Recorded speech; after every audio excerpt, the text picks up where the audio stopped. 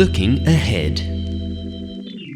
So this is actually one that we were meant to chat about last week, but obviously we had such a full agenda, we decided to pull it off. So it is a week old, but yeah, basically China due to introduce face scans for mobile users.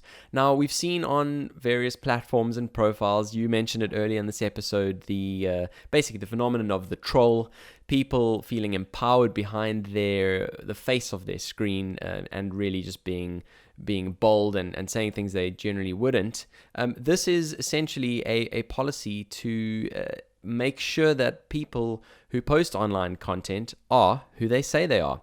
They will have to provide face scans, which would need to match ID information provided. What do you think?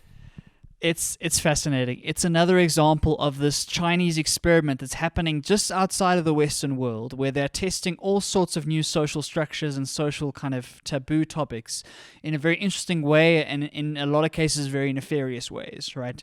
So we've seen China unveil a level of facial recognition that has been unseen throughout the rest of the world, right? The amount of facial recognition in that country is crazy.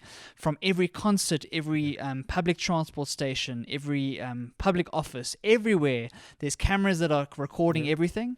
And this is yet another example of them collecting even more data on their citizens, even more facial data to actually track citizens across the country, and then, as you say, to monitor their online postings. And just to remind everybody, their online world is also highly regulated and highly censored and very, very firewall intensive as well. And so it doesn't surprise me at all coming from China. I think we've seen the right amount of uproar from the rest of the world saying this is getting into dangerous territory.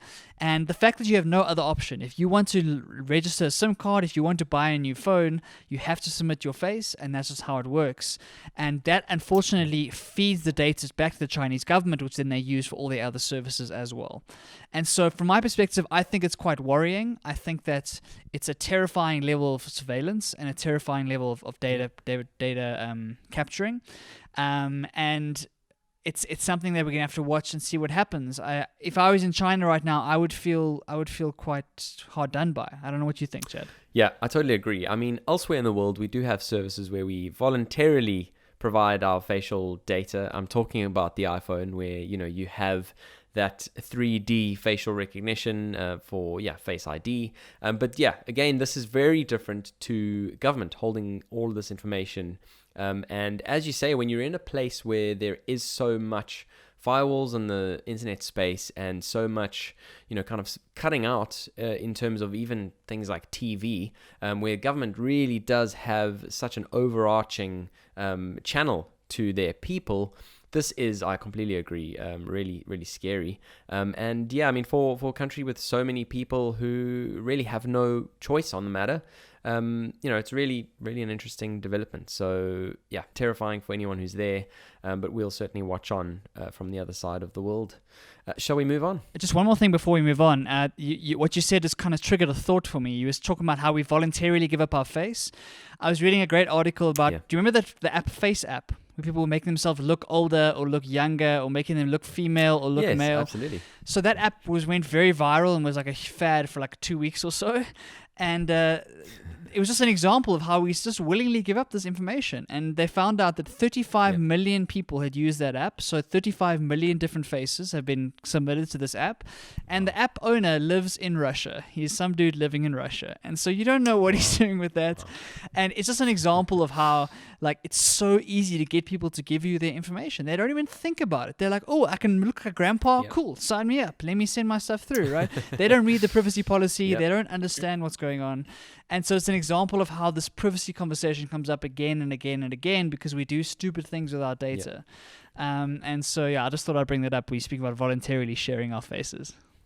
Didn't know that. So yeah, I definitely saw on my profiles all of the older and younger looking friends of mine. But yeah, didn't know that that's what they were signing up for. And we spoke about this a couple of weeks back. It is certainly worrying. And I mean, something like Snapchat as well. I went to a talk that was hosted by Investec with one of the popular kind of social media lawyers, Emma Sadler in South Africa, one of the people really speaking in the space. She's great. And essentially, she is fantastic, yeah. And she essentially was speaking to basically how they own the pictures you put up on the platform. And, that technology really being very advanced. I mean, to put a filter and completely alter your facial profile while still being cohesive, they are really mapping out all of the key patterns on your face. And, you don't even have ownership of that information. So definitely interesting. And if anything, hopefully will get you kind of thinking about these types of things. Across the pond.